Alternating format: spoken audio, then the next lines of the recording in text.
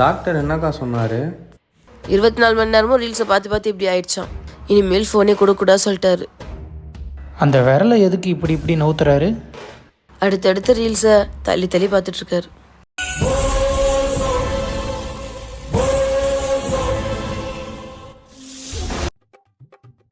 ஐஸ்வர்யா, எப்படிமா இருக்கிற? என்னம்மா உம்முன்னு இருக்க? அன்னைக்கு நடந்த விஷயம் ஒன்றும் மறக்கலையா நீ? என்னாச்சு உங்களுக்கு?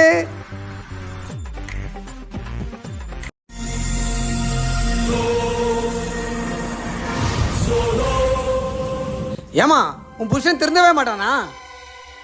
ஒரு பெரிய மனுஷன் வீடை தெரிஞ்சு வந்திருக்க, உட்காந்து இடத்துல சைக்கிளே வெளியே போன்றான். என்ன இதுக்கப்புறம் இந்த வீடு பக்கம் திரும்ப மாட்டேன், போமா. அங்கிள்,